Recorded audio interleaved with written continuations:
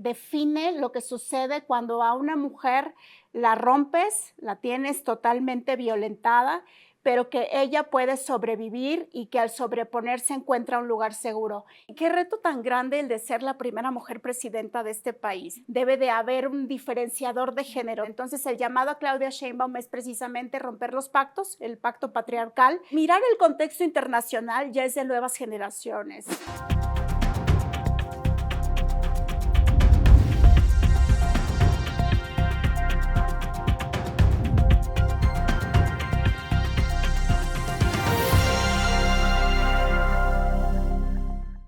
Hola, ¿qué tal? Bienvenidos a este nuevo episodio de Eje Político. El día de hoy nos acompaña en el estudio la senadora de Nuevo León, Indira Kempis. Bienvenida. Muchísimas gracias, Ale.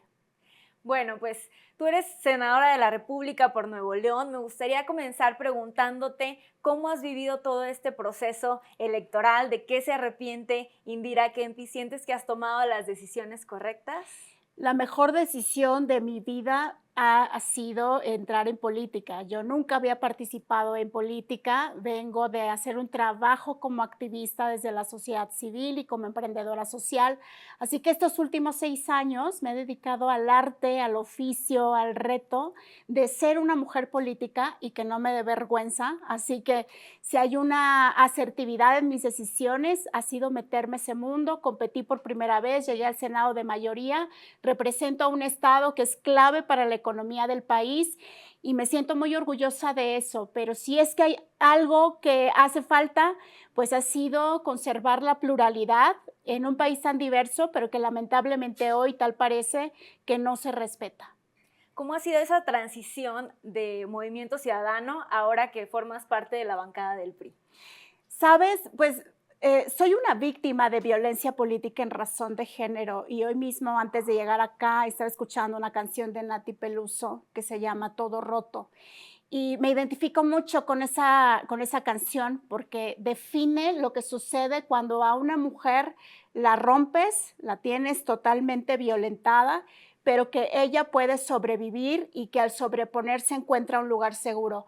Y para mí el grupo parlamentario del PRI y en su momento también la coalición con el PAN y con el PRD fueron mi lugar seguro para seguir haciendo política, a pesar de que llevé un juicio en el Tribunal Electoral, que hoy sigue mi denuncia en el Instituto Nacional Electoral, pero que en definitiva a mí me ha hecho mucho más fuerte y mucho más decidida, no solamente para seguir haciendo política, sino para tener una determinación de que ninguna mujer tiene por qué padecer lo que a mí me pasó estando en el terreno tan campo minado de la política.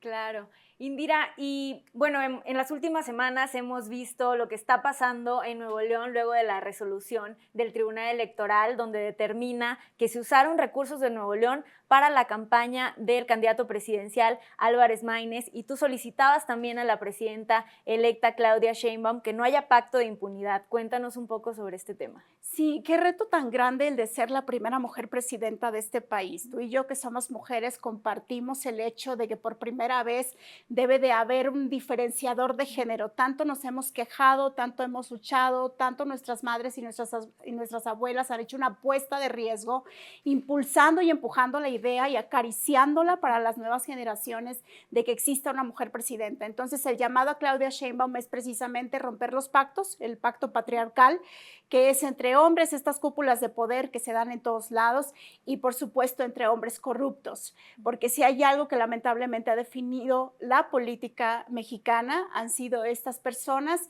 que en lugar de confrontar y de ser investigadas y estar castigadas por la justicia, más bien hay complicidad. Entonces, hoy el gobernador de Nuevo León está acusado por múltiples delitos y todo eso tiene que investigarse y, por supuesto, castigarse. La gente está muy enojada y una de las grandes demandas, pues, es la no impunidad. Entonces, espero que no haga oídos sordos, como lo han hecho con la reforma judicial, y que entonces esto pueda llegar a buen término por el bien del país y por el bien de Nuevo León. Pues esperemos que así sea. Querida Indira, también se ha hablado mucho sobre la representación en el Congreso de la Unión. Platícanos un poco de ese tema, porque es importante no bajar la guardia sobre este tema de sobrerepresentación, que pues obviamente nos interesa muchísimo a todos. El pueblo no es uno solo. O sea, hay muchos pueblos dentro del pueblo mexicano y si el poder reside en el pueblo y emana de él, pues todos tenemos derecho a ser representados en las cámaras, tanto en senadores como en diputados.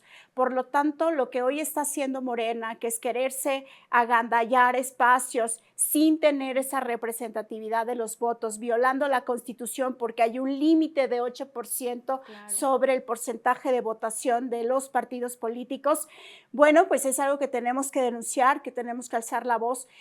Quizá no en la medida en que pensemos que le quitan las curules a los partidos políticos, pero les están quitando espacios a la gente que dignamente se quiere ver reflejada en las decisiones que se toman en las cámaras.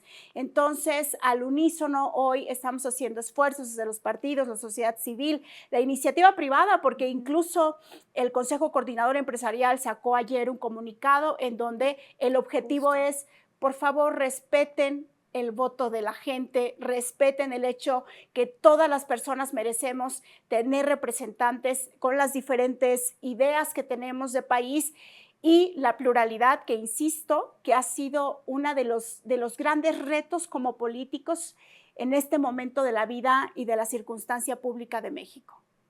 Muy bien. Y bueno, durante tu paso por el Senado has sido una luchadora por la justicia social, has defendido causas sobre electromovilidad, libertad financiera. Me gustaría que nos platicaras un poquito sobre estas iniciativas que has impulsado. Sabes, me encanta porque normalmente nosotras como mujeres casi siempre estamos estereotipadas en temas muy clásicos De para género. resolver, ¿verdad? Que si la infancia y las mujeres mismas y algunas cuestiones así.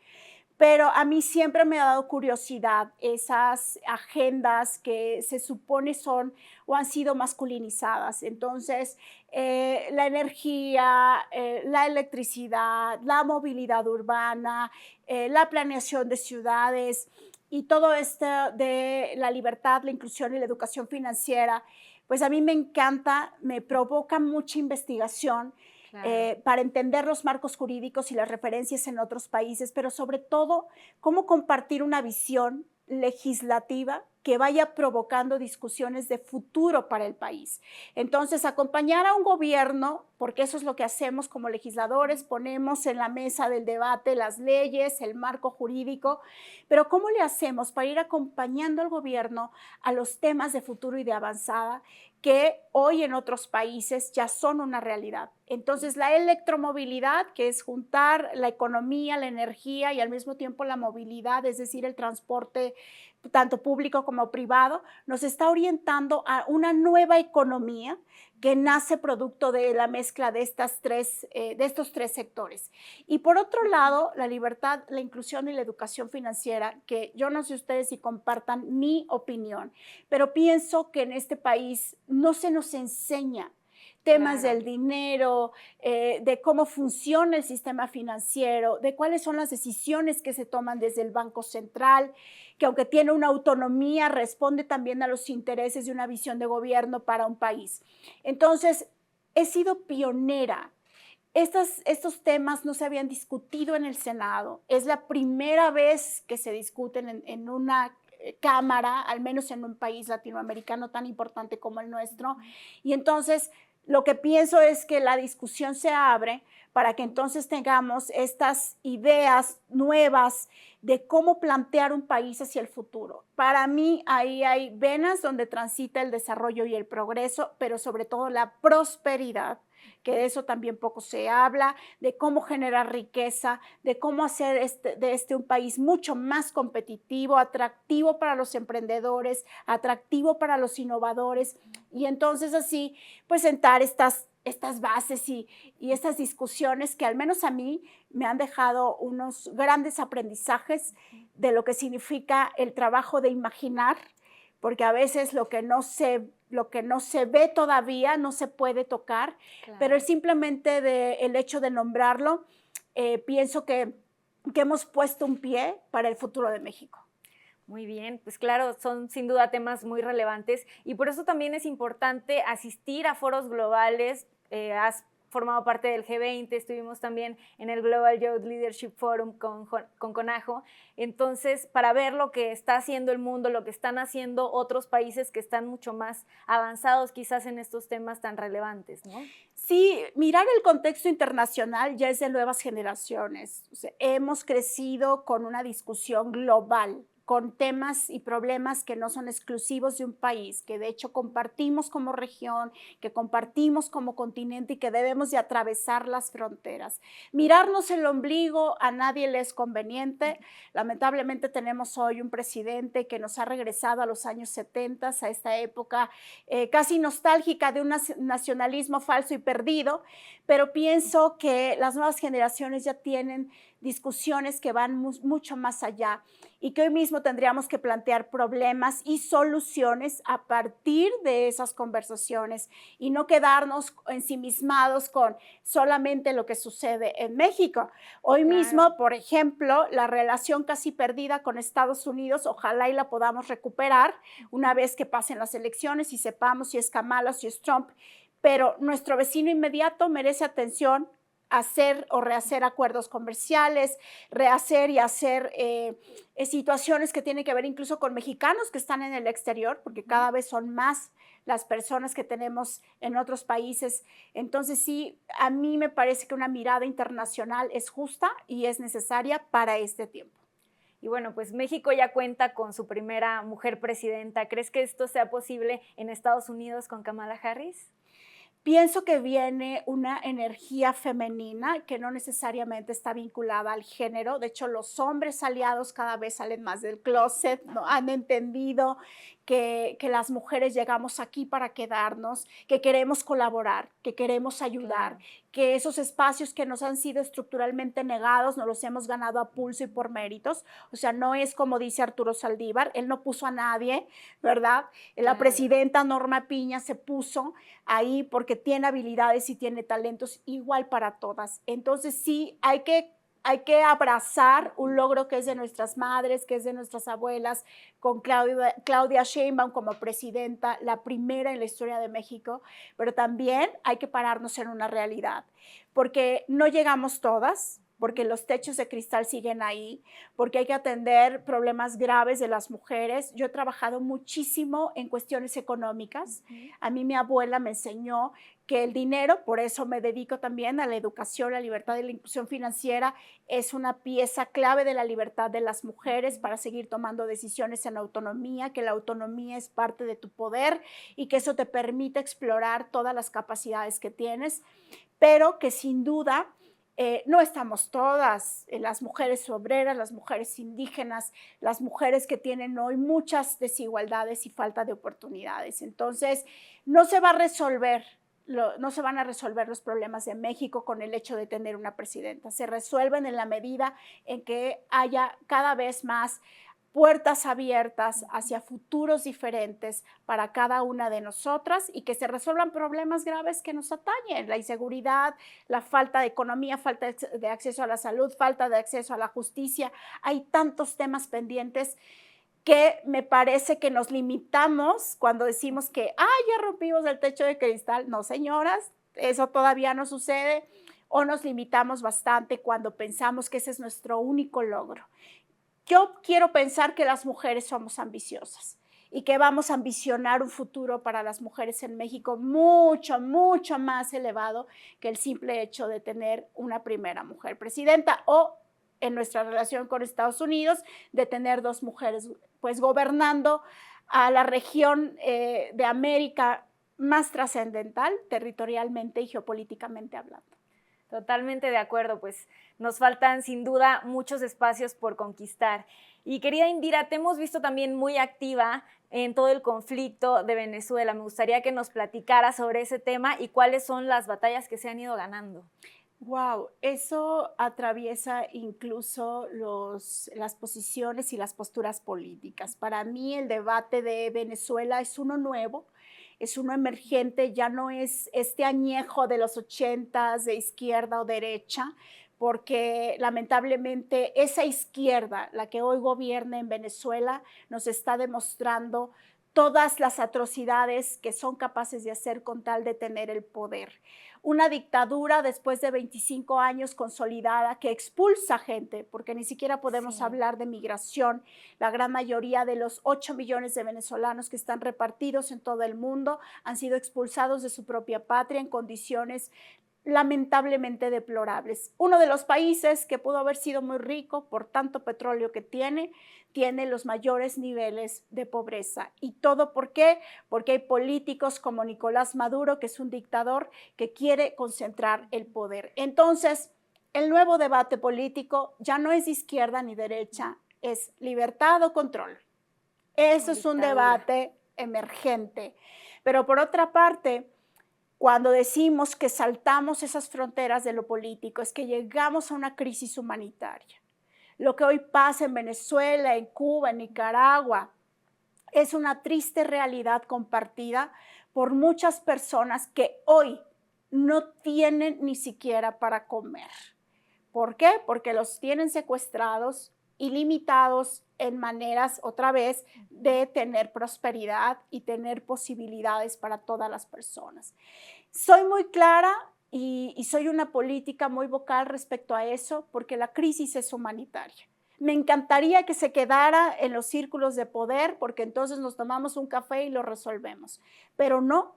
Es una crisis que está violentando derechos humanos, que ya hay asesinados, que hay periodistas perseguidos, activistas que están encarcelados, políticos mismos de la oposición que son prisioneros políticos. Claro. Y esto, de verdad, yo no sé cómo podemos irnos a dormir sin hacer una declaratoria determinante sobre la salida de Nicolás Maduro, porque ya le ganó Edmundo González, porque Venezuela ya decidió.